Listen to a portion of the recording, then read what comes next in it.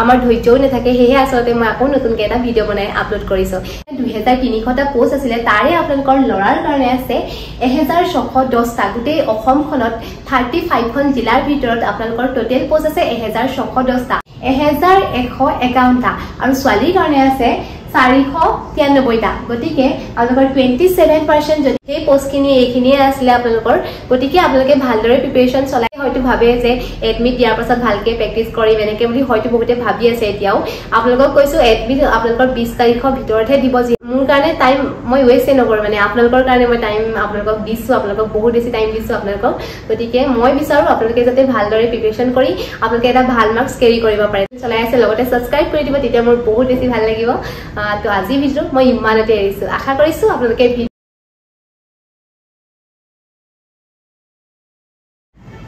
নমস্কাৰ আসাম পুলিশ পঢ়ি নতুন এটা ভিডিঅ'লৈ আপোনালোক সকলোকে স্বাগতম জনাইছো আশা কৰিছো আপোনালোক সকলো ভালে আছে আৰু লগতে কুশলে আছে আজি এই ভিডিঅ' আপোনালোকৰ কাৰণে বহুত বেছি ইম্পৰ্টেন্ট আৰু ইনফৰমেশন ভিডিঅ' হয় যেটো আপোনালোকে গমেই পাইছে অসম পুলিশৰ ওপৰত যিবিলাক ইম্পৰ্টেন্ট কথা থাকে মই সেইখিনি আসলতে আপোনালোকক জনাবলৈ চেষ্টা কৰি আছো যিমানখিনি পাৰো আৰু আজিও এই ভিডিঅ'টো আপোনালোকক অসম পুলিশৰ এটা গুৰুত্বপূৰ্ণ কথাই আপোনালোকৰ লগত শেয়াৰ কৰিব লৈছো আৰু যদিহে আপোনালোকে মোৰ চেনেলটো নতুনকৈ ভিজিট কৰিছে তেন্তে প্লিজ কৈছো লাইক কমেন্ট আৰু লগতে শেয়াৰ কৰি দিব যদিহে আপোনালোকে ইম্পৰ্টেন্ট বুলি ভাবে তেওঁলোকক শেয়াৰ কৰি দিব যিসকলে অসম পুলিশৰ কাৰণে প্ৰিপাৰেচন চলাই আছে তেওঁলোকৰ বহুত বেছি সুবিধা হ'ব আৰু আপোনালোকক মই ভিডিঅ'টো আৰম্ভ কৰাৰ প্ৰথমতে ৰিকুৱেষ্ট কৰিম যে আপোনালোকে যদিহে যোৱাকালি দিয়া ভিডিঅ'টো চোৱা নাই সেই ভিডিঅ'টো চাই আহিব তেতিয়াহে আজি এই ভিডিঅ'টোৰ লিংকটো গম পাব আজি এই ভিডিঅ'টো আপোনালোকক অসম পুলিশৰ এবি আৰু ইউবি কনষ্টেবলৰ কাষ্ট ওয়াইজ কিমান পোষ্ট থাকে লৰা আৰু ছোৱালীৰ কাৰণে কিমান পোষ্ট আছে টোটেল সেইখিনিৰ ওপৰত আজি এই ভিডিঅ'টো বনোৱা হ'ব যেটো মই কালি ভিডিঅ'টো এড কৰিব পাৰিলোহেতেন কিন্তু আসলে বহুত বেছি দীঘল হৈ যাব আৰু আপোনালোকে ইমান বেছি যেতিয়া ভিডিঅ'টো মানে বেছি টাইমটো বেছি লাগে তেতিয়া আমাৰ ধৈৰ্যও নাথাকে হেহে আসলতে মই আকৌ নতুনকৈ এটা ভিডিঅ' বনাই আপলোড কৰিছোঁ তো বেছি দেৰি নকৰি ভিডিঅ'টো আৰম্ভ কৰোঁ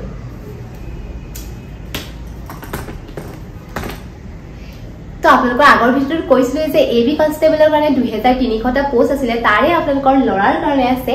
1610টা গোটেই অসমখনত 35খন জিলাৰ ভিতৰত আপোনালোকৰ টোটেল পোষ্ট আছে 1610টা আৰু ছোৱালীৰ কাৰণে আপোনালোকৰ পোষ্ট আছে 690টা কিন্তু এটো এবি কনষ্টেবলৰ কাৰণেহে ইউবি কাৰণে আকৌ বেলেগ আছে তো তাৰে 27% আপোনালোকৰ ওবিসি কাষ্টৰ কাৰণে আছে ওবিসি আৰু এমওবিসি কাষ্টৰ কাৰণে 27% হলে আপোনালোকৰ 621টা পোষ্ট আছে আৰু তাৰে লৰাৰ কাৰণে আছে 434টা 434টা আৰু ওমেনৰ কাৰণে আছে আপোনালোকৰ 186টা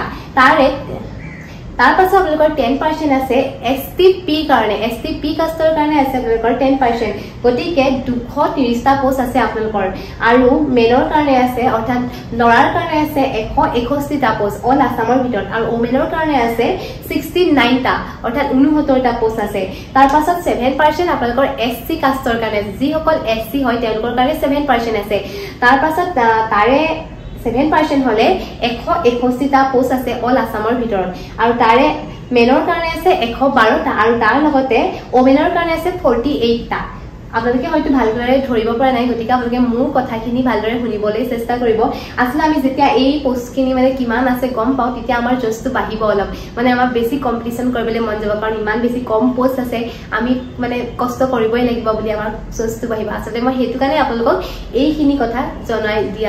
জনাই দিছো আছে এসটি এইচৰ কাৰণে অৰ্থাৎ এসটি হিলছৰ কাৰণে 5% থাকিলে 115টা পোষ্ট আছে আৰু তাৰে লৰাৰ কাৰণে আছে 80টা আৰু ছোৱালীৰ কাৰণে আছে 34টা তাৰ পাছত 3% থাকে এক্স3 কাৰণে তাৰ পাছত 69টা পোষ্ট আছে তাৰে মেনৰ আছে 48 আৰু ওমেনৰ কাৰণে আছে 20টা পোষ্ট তাৰ পাছত 2% এনডিএফবি কাৰণে আছে তাত 69টা পোষ্ট আছে আৰু তাৰে লৰাৰ কাৰণে 32 আৰু ছোৱালীৰ কাৰণে আছে 13টা পোষ্ট আছে 1% আছে এনসিসি তাৰ পাছত স্পোৰ্টসম্যানৰ কাৰণে আছে 1% তাৰে 23টা পোষ্ট আছে আৰু আপুনি যদি এনসিসি সাৰ্টিফিকেট আছে বা নেশনাল খেলা সাৰ্টিফিকেট আছে স্পোৰ্টছৰ তেতে আপোনালোকে 23টা পোষ্ট আছে তাৰে আপোনালোকে ৰিজাৰ্ভেশনত পাই যাব তাৰে মেনৰ আছে 16টা পোষ্ট আৰু ওমেনৰ কাৰণে আছে 6টা পোষ্ট আৰু 1% আপোনালোকৰ হোম গাৰ্ডৰ কাৰণে আছে আৰু ভিডিপি যিখিনি সাৰ্টিফিকেট আছে তেওঁলোকৰ কাৰণেও 1% থাকে আৰু তাতো আপোনালোকৰ 23টাই পোষ্ট থাকিব লৰাৰ কাৰণে 16টা আৰু ওমেনৰ কাৰণে আপোনালোকৰ 6টা থাকিব এইখিনি আছিল আপোনালোকৰ এবি কনষ্টেবলৰ কাৰণে আৰু এতিয়া আহিছো আপোনালোকৰ ইউবি কনষ্টেবলৰ কথা ক'বলৈ তো ইউবি কনষ্টেবলৰ আপোনালোকৰ অল আছাম টোটেল পোষ্ট আছিলে 1645টা আৰু তাৰে লৰাৰ আছে অল আছামৰ ভিতৰত আপোনালোকৰ 1151টা পোষ্ট আছে আৰু ছোৱালী আছে তেনেকৈ 493টা তাৰ পাছত তাৰে ভিতৰত আপোনালোকৰ 27% যদি ওবিসি আৰু এমবিসি কাষ্টৰ কাৰণে থাকে তেন্তে আপোনালোকৰ 444টা টোটেল পোষ্ট থাকিব তাৰে লৰাৰ কাৰণে থাকিব আপোনালোকৰ 310টা আৰু ছোৱালীৰ কাৰণে থাকিব 133টা পোষ্ট তাৰ পাছত আপোনালোকৰ 10% যদি এসটিপি কাৰণে থাকে 10% হলে আপোনালোকৰ 164টা থাকিব পোষ্ট টোটেল আৰু লৰাৰ কাৰণে 114টা আৰু ছোৱালীৰ কাৰণে 49টা থাকিব তাৰ পাছত আপোনাৰ 7% যদি এসসি কাৰণে থাকে তেতে 115টা পোষ্ট থাকিব তাৰ পাছত লৰাৰ কাৰণে 80টা আৰু ছোৱালীৰ কাৰণে